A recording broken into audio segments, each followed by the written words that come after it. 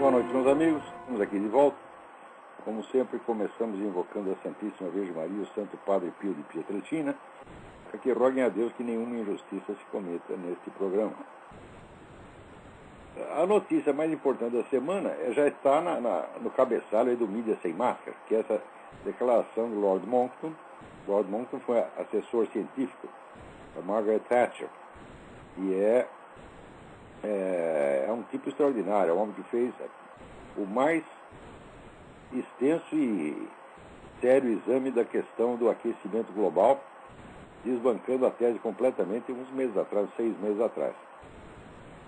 Agora, ele anuncia a seguinte coisa, que ele examinou um documento da ONU e disse que na próxima conferência sobre mudança climática, em dezembro de 2009, em Copenhague, vai ser assinado um tratado que já institui claramente o governo mundial, com estas palavras: governo, governo, lei e autoridade para a aplicação da lei, quer dizer, força para aplicar a lei. Ou seja, a partir de dezembro de 2009, estamos já submetidos a um governo mundial dotado de legislação própria e de força policial para impô-lo a qualquer habitante do planeta.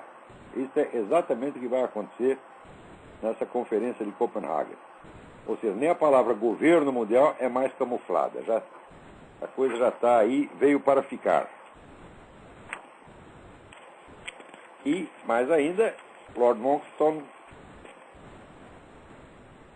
afirma aqui que, pelo que tudo indica, o Obama vai ser o primeiro a assinar entusiasticamente esse tratado, né, virtualmente demolindo a soberania nacional do seu país. Aliás, o Obama, ele foi colocado lá exatamente para isso. Olha, se havia alguma dúvida quanto à nacionalidade do Barack Obama, agora, para mim, pelo menos, não há mais.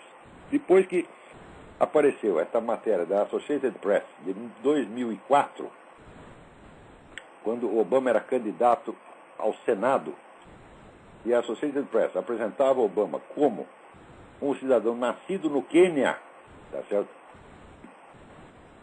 E até fazendo uma matéria, olha que curiosidade, um sujeito nascido no Quênia está concorrendo ao Senado, vai ser o próximo senador por Illinois, etc, etc. Depois disso, eu creio que já não há mais grande dúvida, principalmente porque, salvo engano, em maio do mesmo ano, quando houve o debate entre ele e outro candidato, que era meu caro amigo Alan Keyes, o Keyes, lá pelas tantas, reclamou. Isso está gravado na televisão, apareceu na C-SPAN. C-SPAN, uma emissão, acho que a C-SPAN só colocou a gravação inteira em 2005 no ar. Mas o debate foi transmitido parcialmente no mesmo dia, claro. Eu não sei onde localizar ainda este vídeo, mas assim que localizar, informarei vocês. Então, ali durante os debates, o Alan Keyes reclamou, falou: pô, mas você nem é nascido nos Estados Unidos. E o Obama respondeu literalmente as seguintes palavras: e daí? Eu sou candidato ao Senado e não à presidência. Ou seja, Obama confessou, admitiu publicamente ter nascido fora dos Estados Unidos e se confessou inelegível para a presidência, isso em 2004. Portanto, para mim não há mais dúvida alguma. Porém, desde o início, desde que começou essa história, eu achei que o Comitê Eleitoral do Partido Democrata não ter investigado ou não saber dessas coisas era praticamente impossível. Então eu acreditei que houve alguma premeditação no sentido de forçar a eleição de um estrangeiro para criar propositadamente uma situação anticonstitucional e quebrar a espinha da Constituição americana mediante um fato consumado, criando uma queda de braço entre o eleitorado obamaníaco e a Constituição, de modo a pressionar o Congresso para que, no sentido de evitar uma crise nacional, fizesse uma emenda constitucional permitindo que estrangeiros governassem os Estados Unidos. Eu acho que tudo isso foi planejado, porque, olha, a estupidez humana tem limites. O pessoal diz que é infinita, mas não, ela tem limite, ela não pode passar num certo ponto. Tem coisas que uma pessoa não pode não saber. Quer dizer, se o outro candidato, né, foi investigado nos seus mais mínimos detalhes. Não só o candidato a presidente, mas a vice-presidente, candidata Sarah Palin, foi investigado nos mínimos detalhes da sua vida. Tá certo? E a questão da nacionalidade do John McCain foi levantada pelo fato de ele ter nascido numa base americana no Panamá.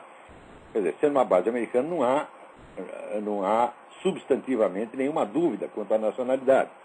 É como se nascesse numa embaixada americana, né? Mas mesmo assim, pelo fato de ser um território, que essa base está colocada num país estrangeiro, surgiu a dúvida, houve meses de debate sobre isso e o John McCain teve que levar todos os papéis e provar tudo.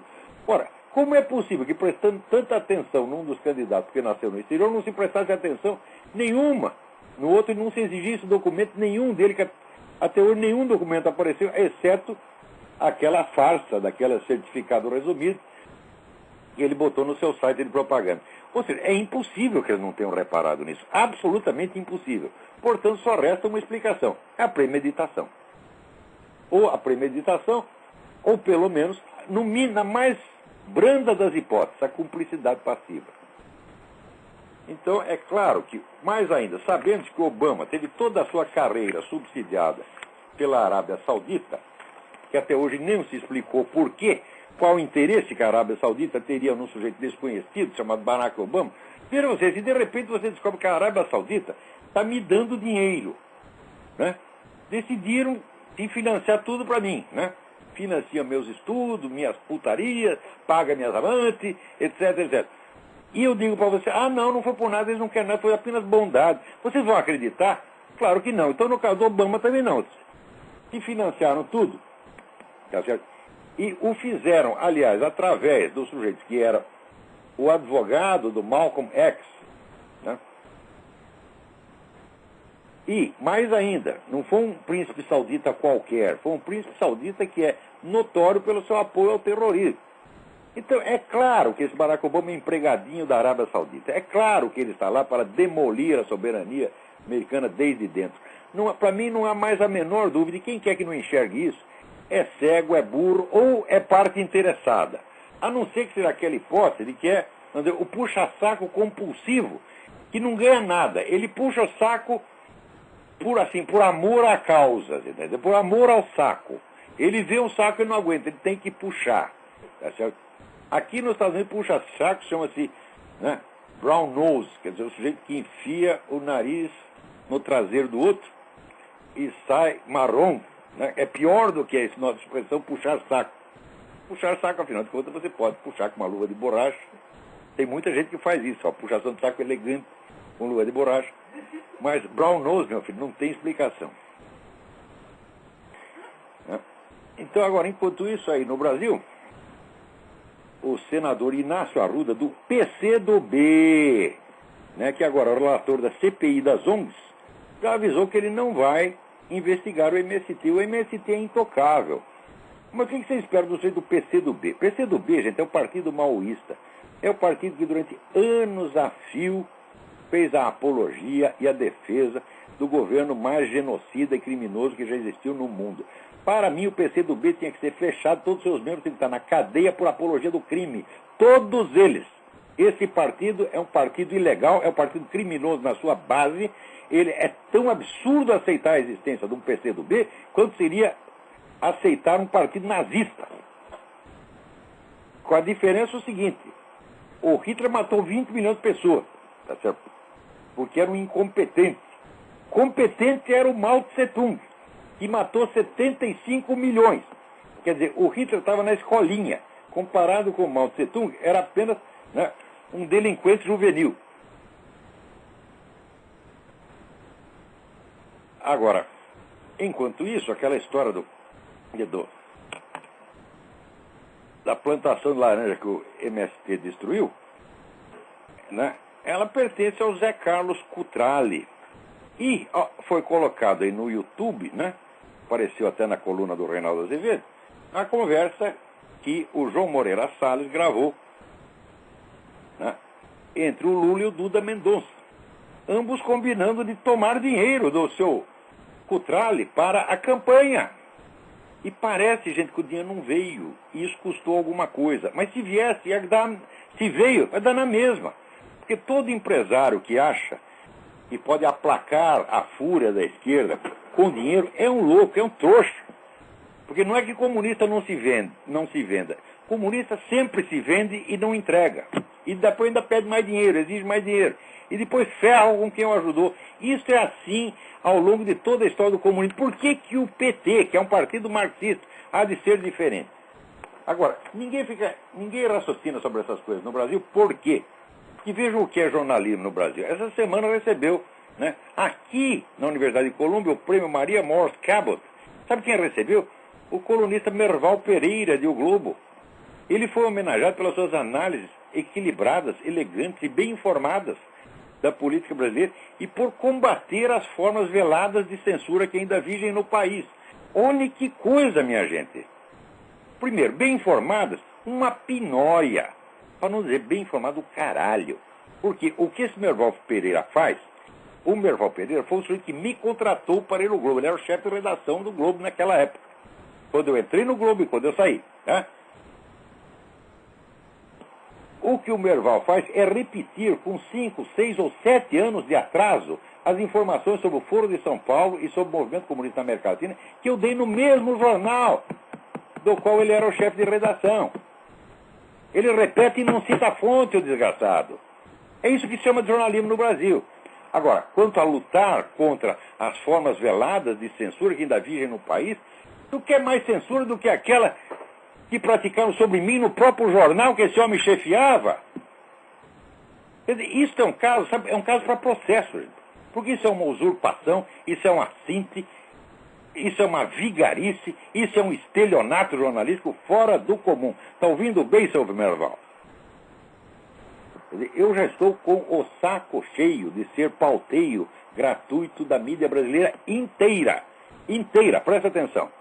Porque jornalismo no Brasil não faz outra coisa senão me repetir com 5 ou 6 anos de atraso, modificando e atenuando tudo.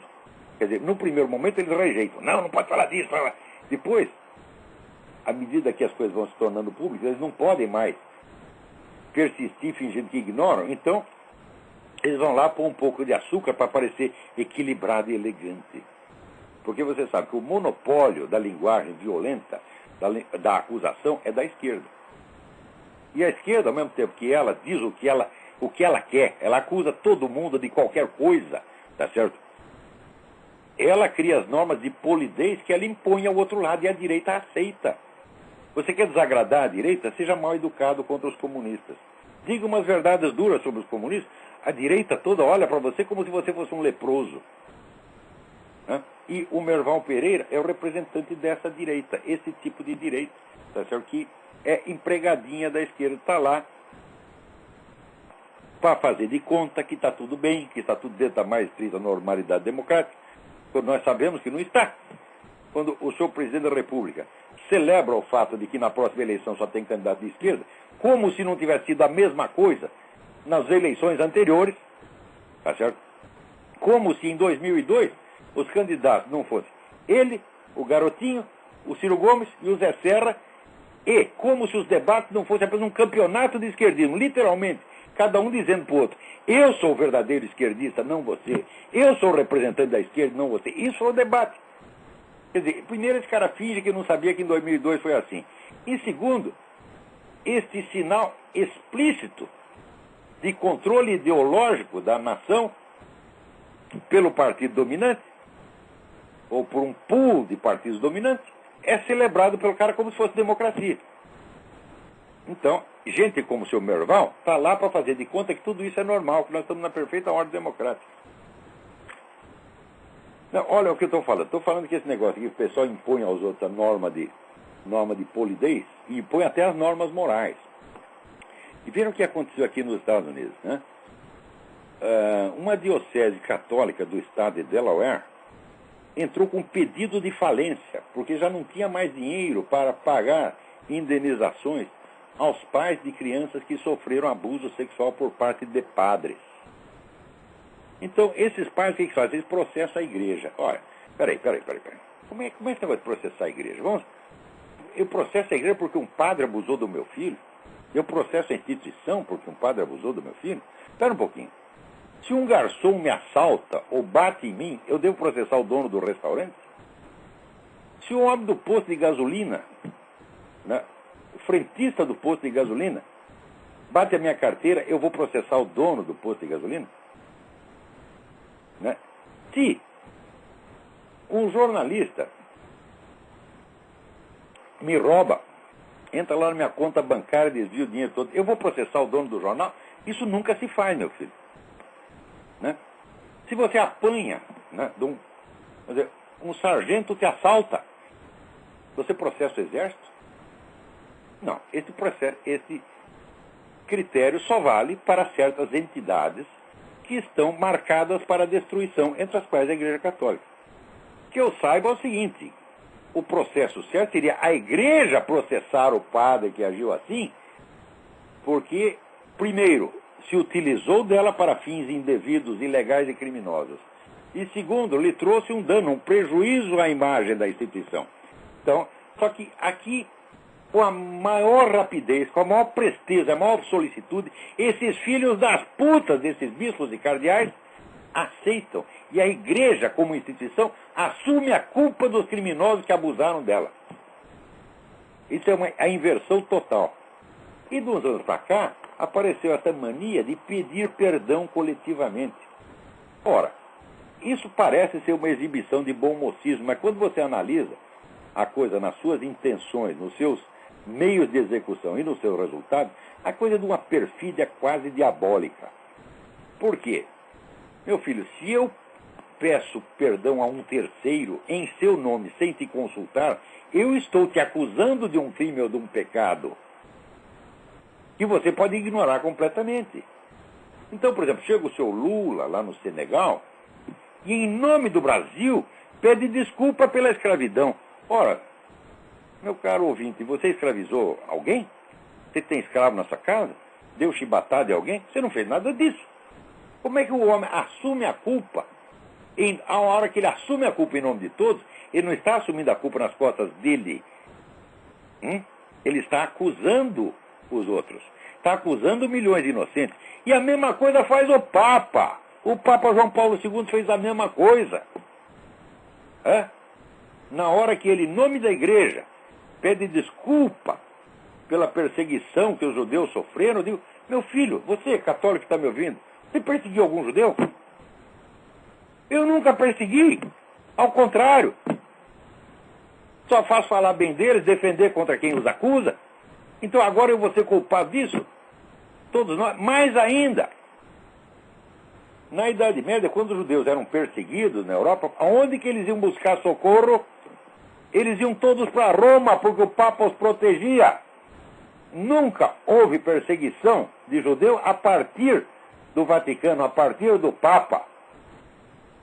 Houve a partir de vagabundo e criminoso, tá entendendo? Às vezes um monge, às vezes até um bispo. Mas nunca agindo em nome do Papa. O Papa, ao contrário, o protetor dos judeus. Então por que que a Igreja, cujo chefe máximo era o protetor dos judeus, em vez de ele acusar aqueles que perseguiam os judeus e dizer, vocês não eram católicos, vocês estão excomungados, vocês estão fora da Igreja, em vez de fazer isso, não, ele assume a culpa dos desgraçados e a divide por toda a Igreja, inclusive sobre os papas do passado. Que raio de papa é esse, gente? Olha, eu, sinceramente, eu não estou entre os fãs de João Paulo II. Quando ele estava lá, você tem que obedecer, tem que respeitar porque é papa, mas a verdade tem que ser dita. Na hora que ele pede desculpa em nome da Igreja, ele está acusando a Igreja inteira de um pecado que não é dela. Agora, quando esse negócio de abuso, eu já mencionei aqui 1000 vezes o livro do repórter Michael Rose, que se chama Goodbye, Good Man. E ele entrevistou psicólogos que foram contratados por movimento esquerdista e movimento gay para entrar nos serviços de seleção psicológica dos seminários e selecionar preferivelmente gays e pessoas com qualquer distúrbio sexual e rejeitar as pessoas vocacionalmente dotadas. Então acabaram com o clero. Isso foi uma operação, está muito bem documentada. Ora, quem tem a obrigação de explicar isso para a população são os bispos, os cardeais. Em vez disso, o que eles fazem? Ele assume como se fosse da Igreja o pecado que se fez contra a igreja. Eu, sinceramente, se encontro um filho da puta desse na rua, eu encho a cara do desgraçado de porrada. Pode ser bispo, pode ser cardeal, seja o que for. Porque você é um nojento, você é um agente infiltrado, você é um servo de Satanás, desgraçado. Então, quando ver essas da mesma maneira, o senhor Lula vai pedir desculpa por você, por sua mãe, por sua avó, por sua tia, não por mim. Eu sou neto de imigrante, nós chegamos muito depois que começou, que já tinha essa merda de escravidão, já tinha acabado, nós não escravizamos ninguém, tá, né? Então, minha avó, Elisa Schneider, era lavadeira, meu Deus do céu. Que ela ia ter escravo como? A mulher vivia de lavar roupa pros ricos, porra. Quer dizer, ela mesmo estava numa situação de escrava. Podia ter olho azul quando tivesse, estava lá fazendo, né, o trabalho mais inferior que tinha, o trabalho mais humilde que tinha. Nós vamos assumir a culpa de escravidão, vamos pra puta que os pariu. O que é que eu respondo a isso com educação, fazer uma análise equilibrada e elegante? Ora, não existe elegância quando a linguagem é deslocada da situação real. Linguagem deslocada da situação real é kit, minha gente, é kit. Não tem nada de elegante. Isso é um estereótipo de falsa elegância. Você imagina que os grandes escritores da humanidade, um Shakespeare, um Camões, diante de coisas desse tipo, iriam fazer análises equilibradas e elegantes? Nunca fariam. Nunca fariam. Escreveriam com a veemência, com a violência com que escrevia um São Bernardo de Clairvaux, com que escrevia Léon Blois, com que escrevia Jorge Bernanos e outros grandes cristãos da história. Agora, enquanto isso aqui está se discutindo aí, chamada Lei dos Crimes de Ódio. Crime de ódio que só vale o seguinte: se você cita um versículo da Bíblia que fala contra o homossexualismo, é crime de ódio. Mas, se um representante do movimento gay fala as piores coisas a respeito da Igreja Católica, a respeito de padres, bispos, ou de outra religião, pastor protestante, rabino, aí não é crime de ódio. Mesmo quando mata o sujeito, não é crime de ódio. Por exemplo, quando um louco, manifestamente louco, já com vários crimes nas costas, matou aquele médico abortista, todo mundo é crime de ódio, né? Eu digo, mas o camarada era louco. Um louco não pode cometer um crime de ódio. O louco não tem motivação ideológica para cometer um crime. Passa uma semana, está um velhinho com cartaz anti-aborto na esquina, passa um sujeito no carro, né, grita duas coisas contra o conteúdo do cartaz e dá um tiro no velhinho. Ninguém disse que é crime de ódio. Ou seja, esse pessoal está autorizado a cometer homicídio sem que seja crime de ódio. E essa legislação está com grande perigo de ser aprovada. E vai mais ainda, as multas por abuso de linguagem contra gays, ou seja, chamar um gay de viado será um abuso de linguagem assim, inominável, um crime, né? As multas serão ilimitadas, não tem limite para a multa. Se o juiz quiser botar uma multa de $200 milhões, porque você chamou um viado de viado, pronto, você vai ter que pagar.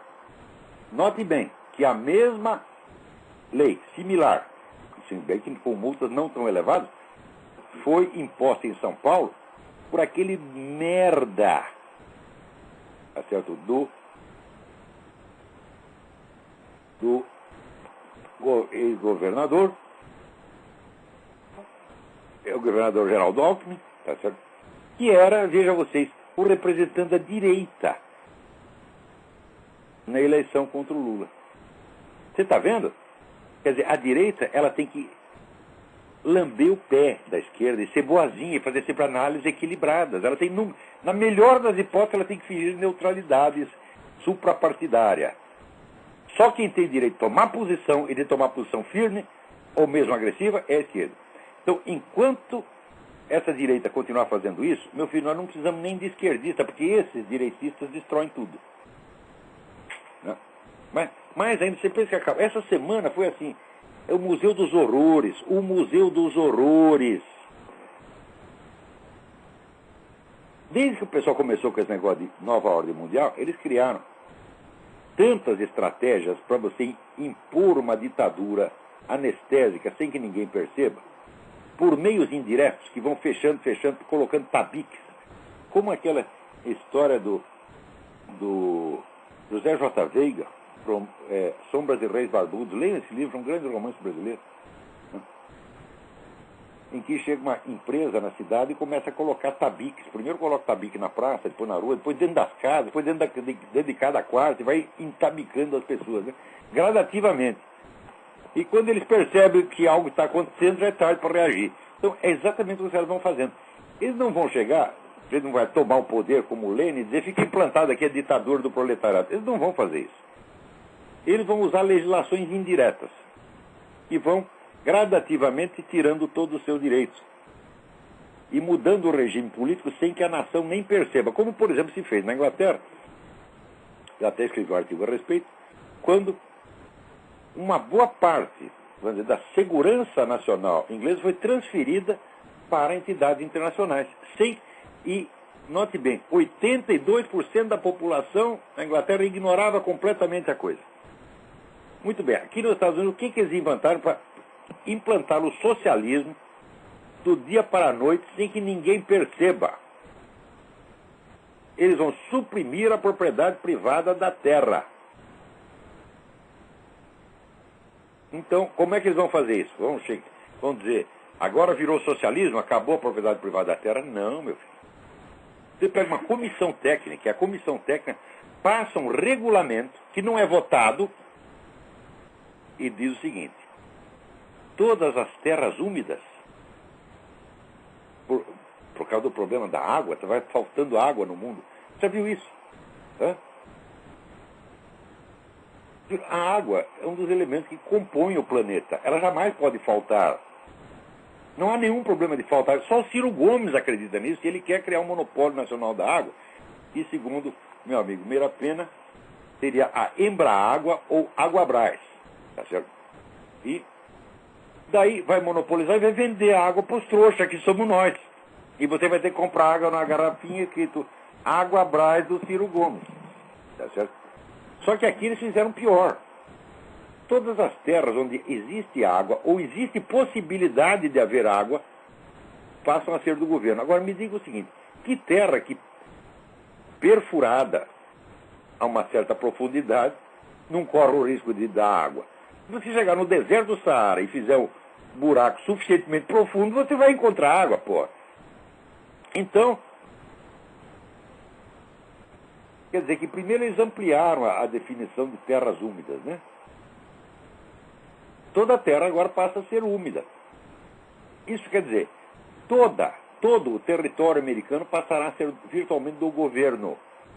Claro que ele não vai requisitar tudo de uma vez, vai ser de pouquinho. Tá certo? Mas isso elimina a propriedade privada da terra sem tocar na expressão propriedade privada da terra. É assim que se faz, meu filho. Peraí, tem alguém na linha? Quem é? Quem está na linha aí? Alô, é Joel. Joel, tudo bem? Tudo bom?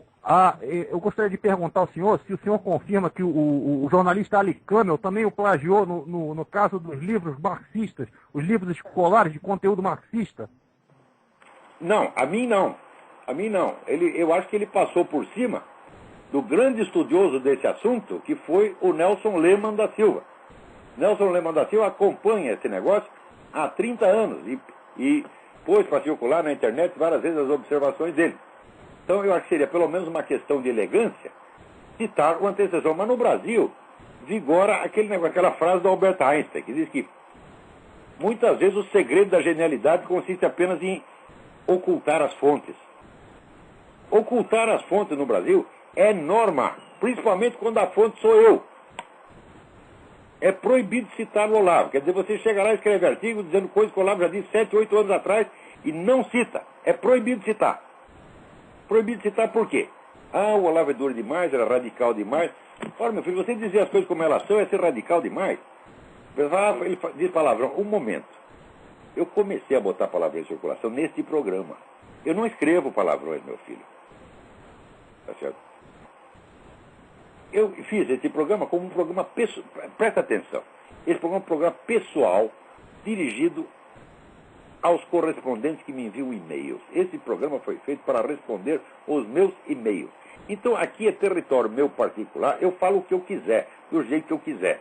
Agora, se eu estou escrevendo num jornal que não pertence a mim, que pertence a um empresário, a uma entidade, eu não vou dizer palavrão lá. Né? Então, o palavrão está sendo usado como explicação retroativa. Ou seja, os palavrões que eu passei a falar, né, depois de... Quando começamos esse programa?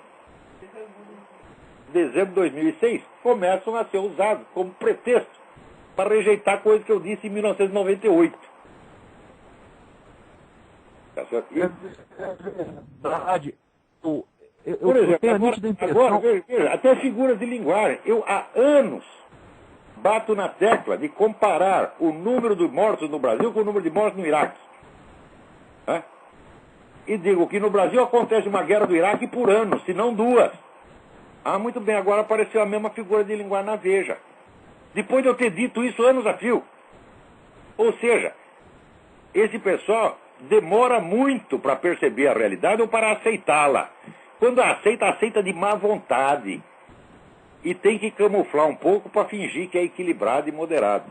Quer dizer, como é que a gente pode assistir isso aí e conversar educadamente com essas pessoas? Eu converso educadamente com gente educada.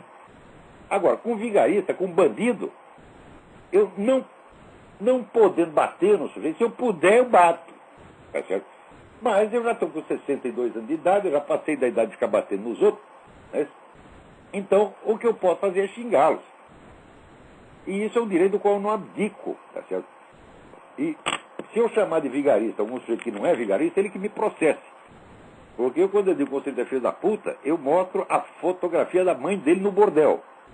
Tá certo? Se não a dele também. Tá?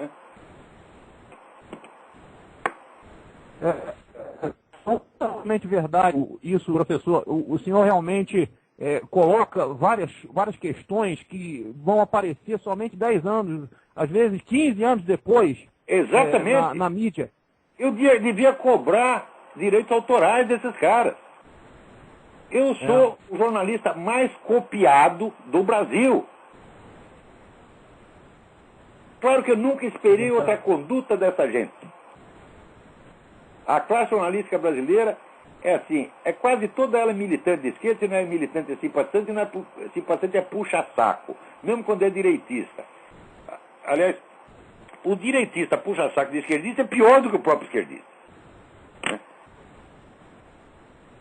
Quando é que o senhor acha, Rangueira, vai finalmente relacionar o Lula com os narcotraficantes das Farc diretamente? Mas é um negócio, não precisa relacionar o Lula como presidente do Foro de São Paulo em 2001, poucos meses antes de ser eleito presidente do Brasil, ele assinou, junto com toda a unanimidade da Assembleia do Foro de São Paulo, um manifesto de apoio e solidariedade integral às Farc.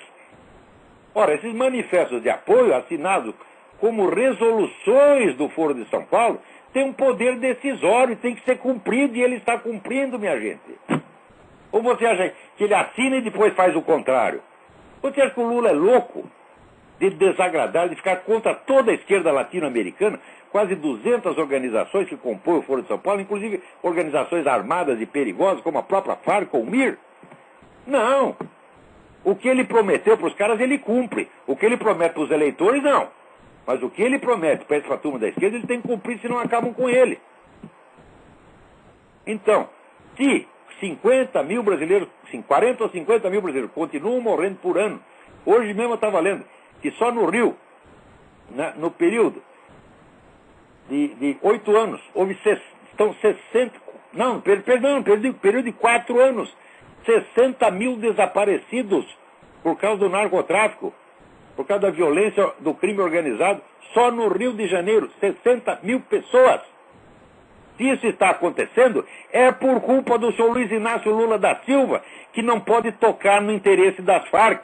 Isso é a coisa mais óbvia do mundo. Não precisa investigar. O papel está lá, a ata do Foro de São Paulo está lá, assinado o Manifesto de Solidariedade.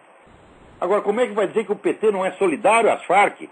Se as Farc continuam participando do Foro de São Paulo, se sempre que é preso algum sujeito das Farc ou do MIR chileno, essa putada toda do PT se mobiliza para defender o cara e para tirar da cadeia, está na cara que existe a solidariedade. Se existe tráfico de dinheiro, aí também pouco interessa. Porque se você colabora com a prática de um crime, você não pode alegar que você é inocente porque você não ganhou dinheiro com isso. É? Olha, ajunta 5 para estuprar uma menininha de 3 anos. Né? Você vai lá e entra. Deus me livre, hein?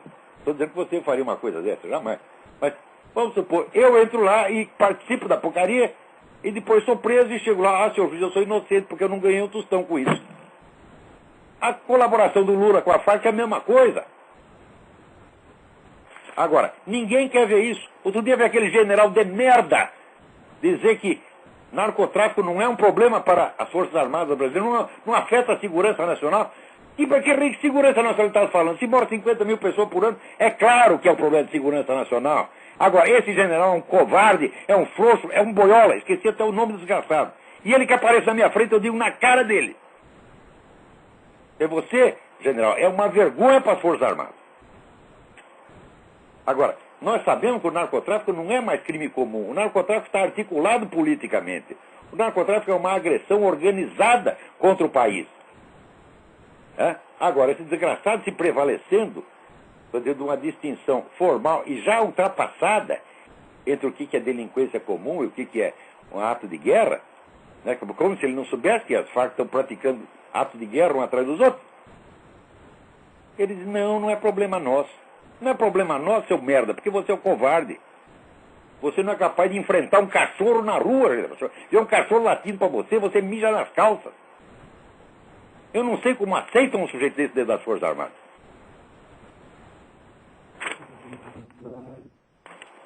Olavo, impressionante a questão do Reinaldo Azevedo negar as atitudes anti-americanas do Obama, né? Mas olha, veja, o Reinaldo Azevedo é o melhor que tem na imprensa nacional. E o Reinaldo Azevedo, ele leva 2, 3 anos para entender o que eu estou dizendo. O Reinaldo é muito amigo meu, eu adoro o Reinaldo. Mas eu sei o seguinte, ele tem, vamos dizer, um certo resíduo daqui de bom mocismo, que não pode mexer em certas coisas da esquerda. Né? Então, o jornalista tem muito medo de desagradar a classe.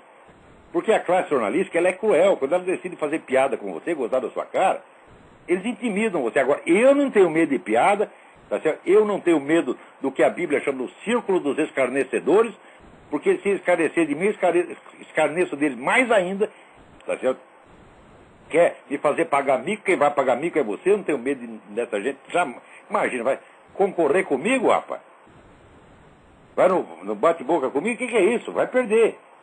Agora, quem não tem essas armas, tá certo?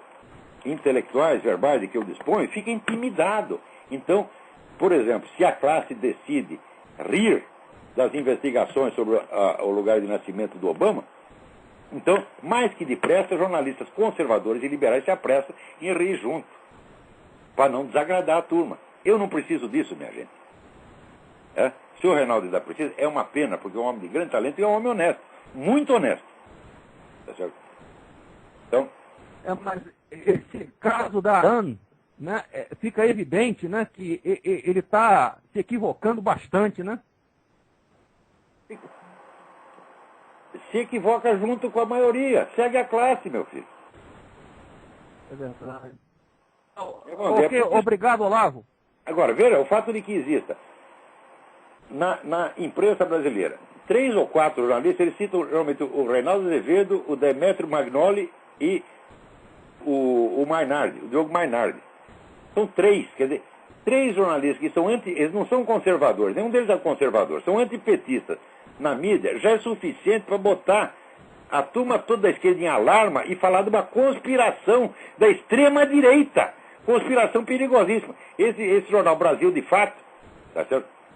que é uma putaria de fato, né, está avisando, olha aí o Diogo Mainardi, olha o Reinaldo Azevedo, é direita, a extrema-direita está se reorganizando. Como se Diogo Mainardi, Reinaldo Azevedo e Demetrio Magnoli fosse um movimento político organizado com uma vasta militância aí empenhada em tomar o poder na América Latina. Quer dizer, uma coisa de uma desproporção tão monstruosa, uma coisa de uma crueldade mental, psicótica. Tá? Agora, o pessoal vive confiando. Por exemplo, eu me lembro que antigamente, quando eu falei do Viva Rio, né, o senhor João Roberto Marinho disse, não, o senhor está exagerando, o Viva Rio faz grandes trabalhos, uma entidade benemérita. Ah, está aqui. Agora, tem a central de televisão clandestina na sede da TV Rocinha, que é do Viva Rio. Né? Vendendo trabalho e recebendo 200 mil reais a todo mês, com o dinheiro que coleta dos favelados, minha gente. Eu estou falando, o Viva Rio, eu acompanho as tramóias deles há muito tempo, e eu já propus o nome para Viva Rindo. Porque eu vi aquele sujeito, o tal do não sei que Fernandes, que era o presidente da coisa, dessa coisa uns anos atrás, não sei se é ainda, ele conseguia tudo o que ele queria. Ele ia no governo federal, tirava dinheiro do governo federal, ia no empresariado, tirava dinheiro do empresariado, e ainda faz uma televisão para tirar dinheiro dos favelados. Então tem que viver rindo, porra. Né? Olha aí, seu João Roberto, mas não, seus amigos aí. Você deu dinheiro para essa gente, você apoiou. Olha o que você está metido. Você não enxerga um palmo dentro do nariz. Você foi filho de um grande jornalista, você não entende merda nenhuma jornalista. Você é um joguete na mão dos que comandam a sua redação. Eles mandam em você e riem da sua cara. Eu sei o que falam de você. E mais ainda, você merece porque é trouxa, porque é fraco. Não porque você é desonesto, não acredito que você seja desonesto, mas tu é fraco. Que nem esse outro, seu Otávio Frias. Otávio Frias, quem pensa que pelo esquerdismo dele a redação o respeita, os comunistas o respeitam, eu sei o que falam de você, porra. E eu sei que os seus dias como dono de jornal já estão contados. Os caras tiram você da presidência da Folha em 1 minuto.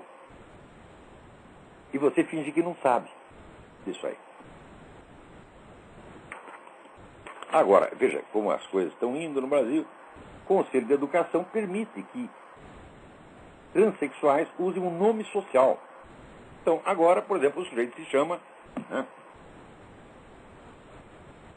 Zé Mané, se chama Chicão. Não, mas agora meu nome é Margarida. E pronto, e na escola, bom, se ele quiser chamar Margarida, é problema dele. Por isso se torna obrigatório para os colegas chamá-lo de Margarida. Se chamar de Chicão, ele vai ficar ofendido e vai na delegacia e dá queixa. O que quer dizer que uma fantasia sexual desses camaradas assume agora o valor de lei. Que é um negócio incrível, né? Quer dizer, porque esse mesmo pessoal diz que a identidade de gênero é uma criação social. E a criação social é uma arbitrariedade. Se é uma arbitrariedade, por que eles podem impor a arbitrariedade deles para nós dessa maneira? E virar lei? Tá? Ora, existiu alguma lei no Brasil de que o sujeito não podia ser viado? Não, nunca existiu. Nunca foi proibida a viadagem. No Brasil sempre foi tolerado com bom humor paternal. Sempre foi assim. O Brasil é o país que as vovós assistem show de traveco às 3 horas da tarde da televisão com os netinhos. Não é isso? Então, isso quer dizer que ninguém estava impondo para eles uma identidade de gênero artificial. Mas eles estão impondo. O sujeito agora cismou, e não que ele é mulher, mas que ele quer ser. Pelo fato de que ele quer ser e de que ele sonha com isso, pronto, já se torna obrigatório aceitar esse seu estereótipo de gênero, que é uma fantasia, como se fosse uma realidade, né, respaldada na lei. Alô, tem mais alguém na linha aí? Quem é? Alô, Silvio, do Rio de Janeiro. Silvio, tudo bem? Tudo bem? Eu gostaria de saber o que o senhor acha da reivindicação de casais homossexuais em terem o mesmo direito que os casais heterossexuais têm para darem beijos ardentes em ambiente público. Mas os casais heterossexuais não têm esse direito. Você vê, não? passa ali na rua Vieira de Carvalho e você vê aqueles camaradas se esfregando, passando a mão na bunda, tá certo? Enfiando a mão dentro da calça do outro, você vê aquilo. Né? Que uma vez eu passei ali com uma empregada doméstica minha, que era uma moça do interior, ingênua. A menina viu aquilo e ficou aterrorizada, e eu não sabia como explicar aquela porra pra ela, né? Então, o que eles fazem ali, se qualquer casal heterossexual fizer isso na rua, vai preso. É atentado ao pudor. Agora, se você fizer isso com outro homem, não é atentado ao pudor, é um direito humano. Aliás, aqui, você sabe que o direito de ter um peitão está sendo considerado agora um direito civil. Aumentar o tamanho do peito, se você é mulher, não. Você faz se você tiver dinheiro para fazer. Mas, se você é homem e quer ter um peitão, é um direito civil, o governo tem que pagar para você ter o raio do peitão. Agora, se você quiser ter um pintão, não. Você quer aumentar o tamanho do seu peru, você que pague. Mas eu vivo recebendo, né, aqui essas propagandas de aumente o seu pau, essa coisa toda. Mas se eu aos 62 eu vou aumentar o meu pau. Se o meu pau cresce e endurece, ele levanta e eu caio, porra. Eu não tenho mais condição de aguentar um negócio desse, então, mas essa propaganda chega aqui o dia inteiro. Agora, imagina se a gente, então agora nós vamos reivindicar. Se ter um peitão é um direito humano, ter um pintão também tem que ser, porra.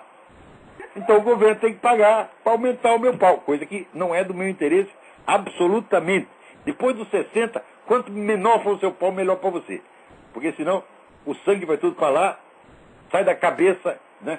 E você tem um derrame.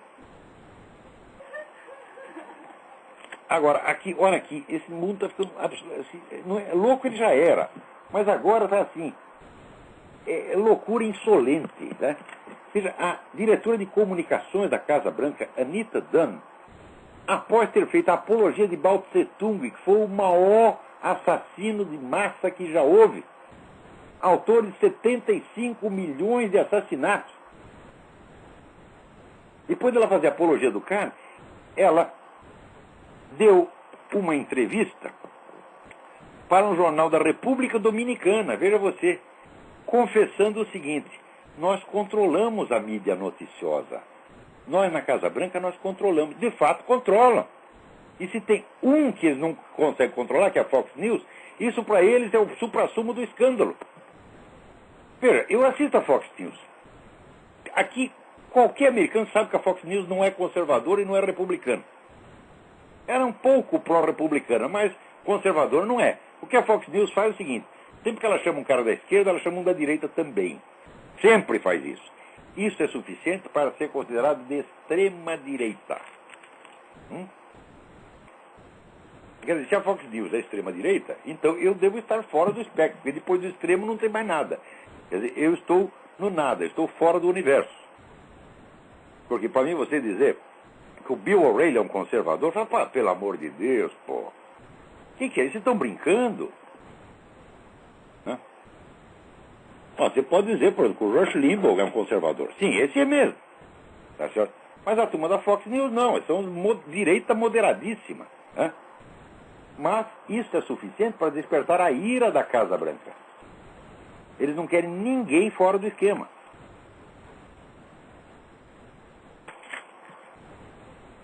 E, veja, essa mulher, então, ela, ao mesmo tempo, ela confessa que ela é maoísta e ela diz, nós, quer dizer, nós, quem em nós? Só a diretoria de comunicações da Casa Branca. Então, ela controla a mídia. Né? Então, isso é um caso para ter uma comissão parlamentar de inquérito, fazer como controla? Vocês estão pagando, vocês estão subornando, vocês estão ameaçando, estão fazendo o quê? Como é que controla? Né? Agora, também nessa semana, né? Tem o tal do Kevin Jennings, né, que é o sujeito responsável aqui pelo Departamento de Segurança nas escolas, que é um sujeito que distribuía, né, material pornográfico para crianças nas escolas e fomentava as relações sexuais entre crianças e adultos. Quer dizer, um pedófilo militante. E o Obama já falou, ele é intocável, nós não vamos tirar o sujeito de lá de jeito nenhum. Quer dizer, a presença do Kevin Jennings é sagrada no governo, né?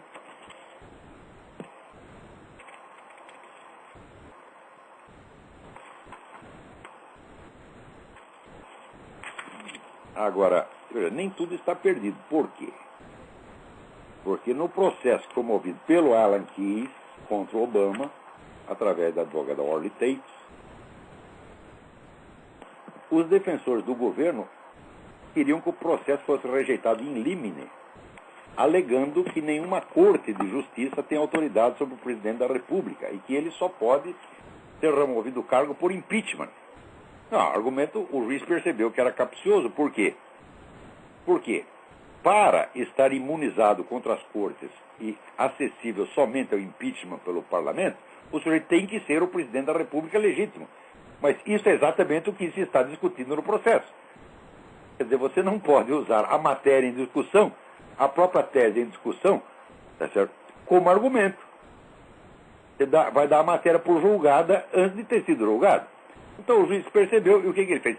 Rejeitou a liminar e marcou a audiência para 26 de janeiro. Tá certo? Não sabemos durante quanto tempo esse juiz vai, né, conservar a posse integral dos seus 2 culhões. Não sabemos, porque esse negócio de culhão está ficando cada vez mais raro, né? Mas, pelo menos marcada já está a audiência, né? Enquanto isso, você vê, os países do leste europeu estão todos aterrorizados, porque, né, o Obama, né, decidiu matar os planos, né, de criar uma defesa de interceptação de mísseis na Polônia e na Tchecoslováquia. Tá? Ora, presta bem atenção. Eles estavam discutindo lá no Conselho de Segurança da ONU, onde os Estados Unidos, a União Soviética e a China têm direito de veto. Estavam discutindo sanções contra o Irã, por causa do negócio de bomba atômica. Ó, se o Obama tivesse usado esse negócio, olha, nós desistimos da defesa antibalística, caso vocês imponham sanções ao Irã, ainda teria sentido, militarmente seria errado, mas diplomaticamente seria correto. Mas o que ele fez? Ele não exigiu nada, ele foi lá e deu de mão beijada para a Rússia. Isso aí, nós desistimos da defesa antibalística, nós deixamos a Polônia e a Tchecoslováquia desprotegidas contra vocês e vocês não precisam fazer nada por nós. Quer dizer, é claro que esse sujeito é um traidor, é claro que ele está lá para destruir o país, mas é uma coisa tão evidente, mas tão óbvia. Ele que a pessoa que leva mais de 10 minutos para entender uma coisa dessa é burro demais. Isso inclui toda a mídia brasileira, evidentemente. Também, esta semana, houve 2 notícias contraditórias. Primeiro, de que a Comissão Jurídica da ONU tinha declarado que a deposição do Zelaya foi constitucional. Tudo dentro da lei, como, aliás, qualquer pessoa pode verificar. É só ler o texto da Constituição, está lá, muito claro, né, que o que o Zelaya fez de tentar promover um plebiscito em época eleitoral para bloquear a eleição é ilegal e esse tipo de atitude implica a sua imediata deposição do cargo. E a ameaça que ele fez de usar violência contra o parlamento já é crime, então tem que tirar o cara do cargo e botar na cadeia. Está muito claro pela letra da lei. Então a comissão, exatamente como aconteceu aqui nos Estados Unidos, com a comissão de juristas da Biblioteca do Congresso, examinou e foi inteiramente legal. Primeiro apareceu essa declaração, 2 dias depois a declaração do secretário-geral da ONU, dizendo não, de maneira alguma, foi ilegal e foi golpe. Então, isso apareceu como se fosse um desmentido da primeira declaração, quando não é, não tem nada que ver uma coisa com a outra. O que houve foi que o secretário-geral decidiu suprimir o documento, o relatório da comissão técnica. Passou por cima do relatório